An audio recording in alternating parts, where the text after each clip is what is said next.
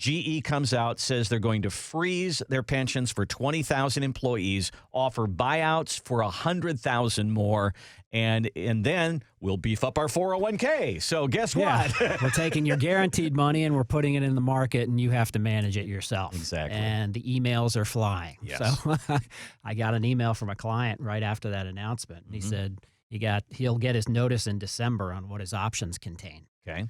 And he wants to set an appointment to review his plan. Right. So it basically puts a pause on his financial plan, his retirement plan, and now he's got to consider this lump sum option.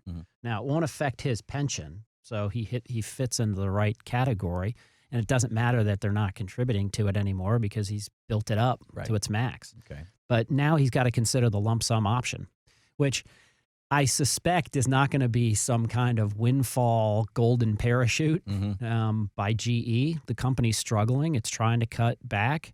And these are employees that have dedicated their whole employment life to this company. And there are a lot of you out there that have 20, 30. I've got AT&T employees that are clients of mine that have been there for 40 years. Yeah. And they're depending on their pensions. So you got to take a look at these pensions, and you need to understand that they're only as strong as the companies that are backing them, or the state or government entities that are backing them. And do you know exactly what's in them and how they're funded? Are they underfunded? Are they taking unnecessary risk in the market? And we talked about that when we did the show on pensions.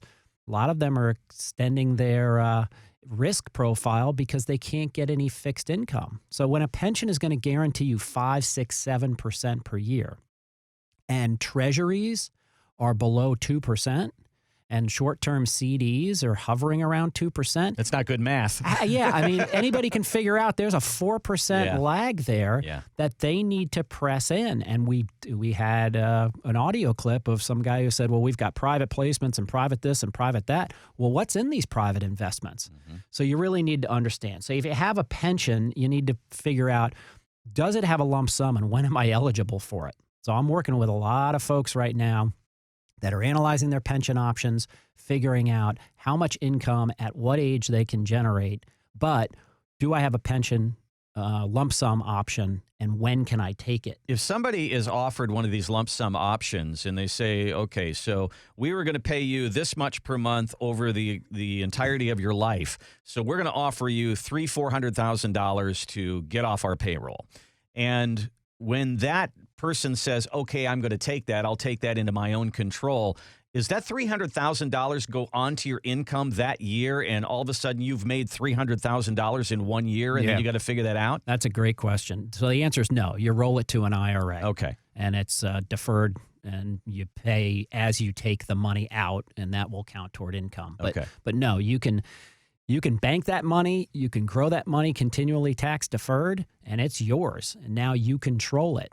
Now that creates some complexity, right? It turns you from autopilot, which is getting the monthly paycheck and supposed to be guaranteed for the rest of your life, and now you got to manage it. So I'm not saying one versus the other is a guarantee. It's something that if you're not working with an advisor right now, most of you are probably saying, I'll just turn on the income. I'll turn on Social Security. I'll turn on the income. That's my lifetime payout. To heck with dealing with advisors and the market and all the risk. I'm just going to have this guaranteed income stream. Well, on the other hand, look at the numbers here. Yep. In 2001, GE had a pension surplus of $15 billion. In 2018, they had a pension shortfall of $27 billion. So if you're getting the monthly income, I look at that and say, how long can that last? Yeah, and here's what's shocking to me. How could we have underfunded pensions by the amounts that they are underfunded when the markets are through the roof right now? And the answer is fixed income's way down. Right. But if they're edging into the market, they should be eating up this surplus. The market's up, what, 20% this year? Sure. Something like that. They should be way ahead of the game. So if they're underfunded now, think about this for a minute. With a great market. Yeah. What happens when the market takes a 20, 30, 40, or I predict a 50% decrease? Because this market has gone up and up with irrational exuberance, and we have no idea what's hidden in the economy right now.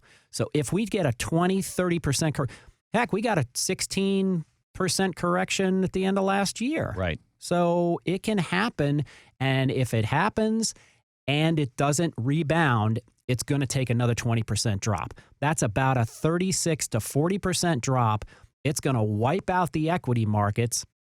And you're going to not just see GE redoing their pensions, you're going to see a bunch of companies forced to redo their pensions. And that, I think, is a problem for people that are counting on this guaranteed income stream for the rest of their life, which makes sense. You work for a company for 30, 35 years. You're being loyal. You're pumping money in, and you're counting on the financial strength of the organization you work for.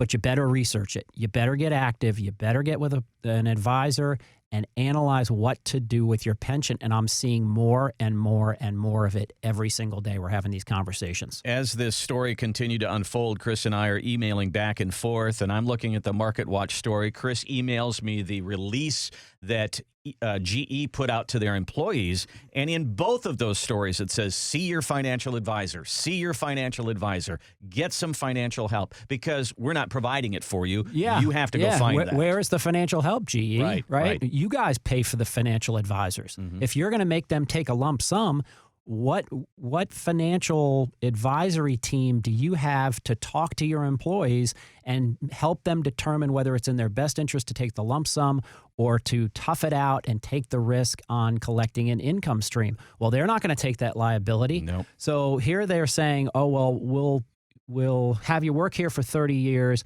contribute to your pension, we'll contribute to your pension, we've got your back. We've got your guaranteed income stream for the rest of your life. That's why you're with a strong company like GE. And then they turn around 30 years later, they bury the company, and they send you out on your own to call in to us to meet a new advisory team or to work with an advisor if you have one. And now here, you deal with it. You know, I think it's ridiculous. Yeah. And I think it's dangerous, and it's not a small company, and they're not the only ones that potentially are going to run into this problem, is my concern.